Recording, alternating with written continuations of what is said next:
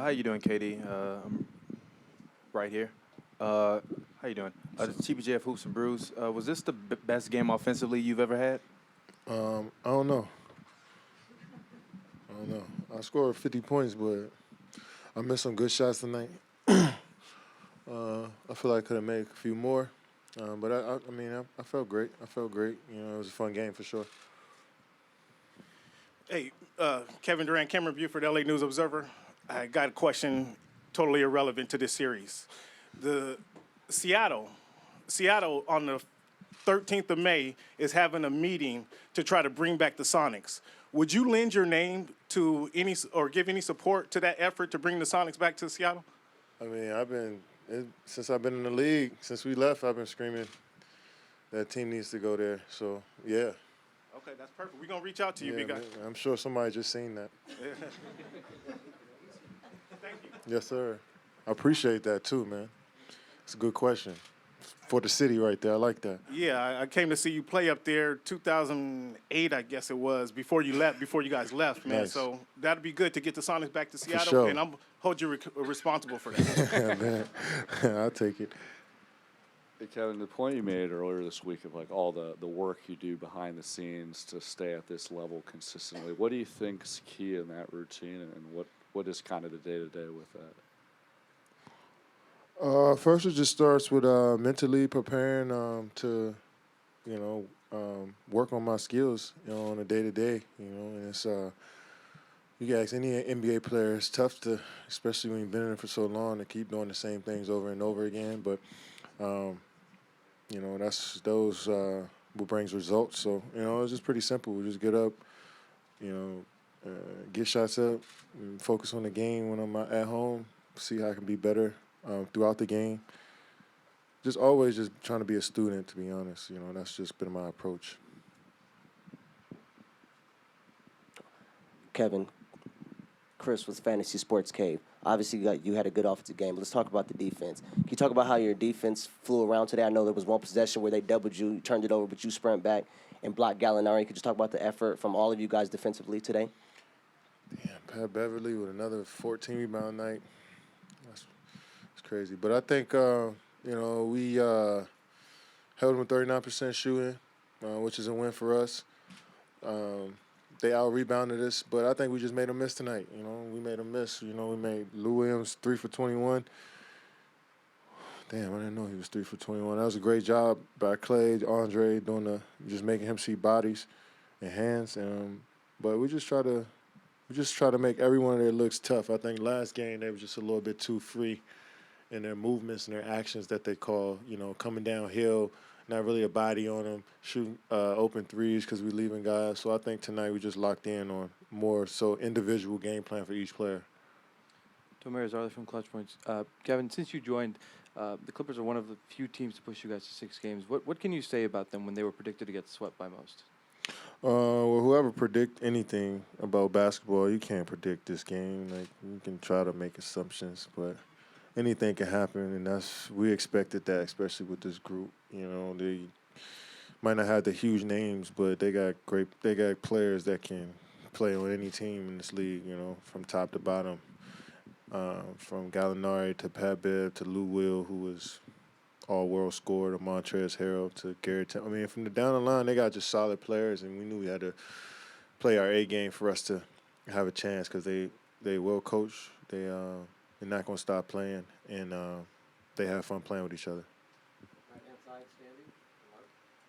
Hi, Kevin. Some of your teammates did not have great series or particularly great games. When that happens on nights like tonight, do you recognize that very early on and take it upon yourself to compensate for that offensively? I just keep on humming no matter what. I just play my game through it all. I think, I definitely don't want to go away from my teammates if they're struggling to shoot the ball. Still keep them in the game, but at the same time, be aggressive and try to win the game as well. But we trust in all our guys, and like Clay, Steph. If they're not making shots early, we're still going to try to find them and get them going. I think they do that with everybody. If I'm not going to start the game, we all trying to look for each other. We play a team game. When everybody touches the basketball, we're in good shape. Logan Murdoch, NBC Sports Bay Area. Kevin, you guys only have one day until your next game against the Houston Rockets. How do you recalibrate for a team that as well rested as they are and are ready for you guys? Well, in the NBA, we pretty used to this schedule where we play a game, then day off, then another game. We pretty much do that all year. So it's pretty, it's just our routine. So hopefully we come to play. Kevin, right here. Eric Pingus, Basketball Insider's Bleacher Report. You sort of touched on this a moment ago, but this team has some high power scoring, obviously, some of your teammates. How do you balance that? When do you know? You talked about when to be aggressive. Is it a feel? Is it how the defense is playing you? Maybe the team needs it. How do you find that this is my game, I need to be the one to take those shots instead of Steph or Clay?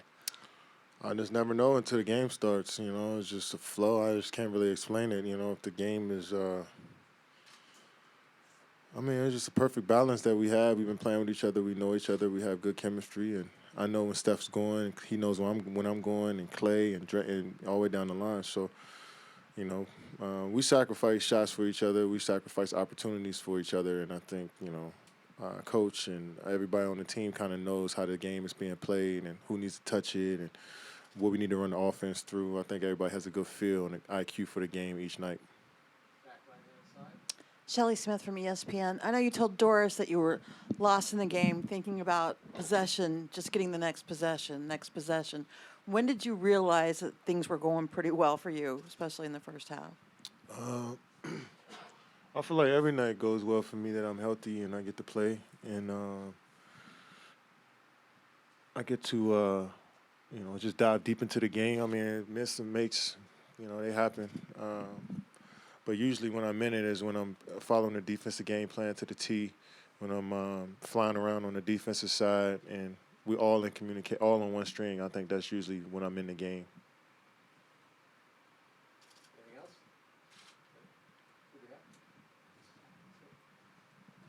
Farboat Clips Nation. So Coach Kerr mentioned that the Clippers brought the best out of this Warriors team. Can you mention what they brought out of you?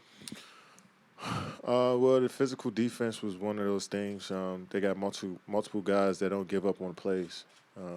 Especially with the movement that we have and the shooters, the guys that run around the three-point line, they didn't really give up too many easy shots, and it starts there with them. I've seen them all season. They play everybody tough. They get into everybody. They pick up full court. They into your hip on pin downs. They going over the game plan, they adjusting throughout the game. I think they're just well coached. They play extremely hard, and they put together a good group of guys that can, do multiple things. Lou coming off the bench never really complained about minutes or anything. He just knows he's gonna play and play his game. So he's the guy that's kind of the head of the snake, and Montrezl Harrell as well. So those two guys had phenomenal seasons, and definitely became more. I was always a huge Lou Williams fan, but even more of a Lou Williams fan after this series, and Montrezl Harrell and the whole team. But those two guys really stood out to me. Two more, Mark, right there. Kevin, you know in James Harden's games over the years, what does it take as a team to minimize the fouls and getting to the free throw line, and what things does he do to make that difficult? I think even more important than the free throws, just that's not his whole game. He can do everything. He can. If you're not focused, he can drive past you, hit you with the shoulder because he's strong, finish either hand. He's shooting floaters now. Obviously, the step-back three-pointer is one of his staples, but I never really believed he was just a free throw guy. He can score in a variety of ways. So we have to be locked in from the beginning. You can't fully stop a guy like that. You just got to be ready to play him tough all game. Hey, Giddy, Josh with SB Nation. When you're going into the playoffs, would you prefer playing a series where, it's a 4-0 sweep, a little bit easier for you, or would you rather have a series like this where you were tested and you guys were battling? I mean, obviously, we would love to win 4-0 every series. That would be ideal, but we know it's the playoffs, so it's not really going to happen that way. But I think just everybody in this locker room has been through every type of series, so we just prepare for anything. But definitely would love a sweep for sure.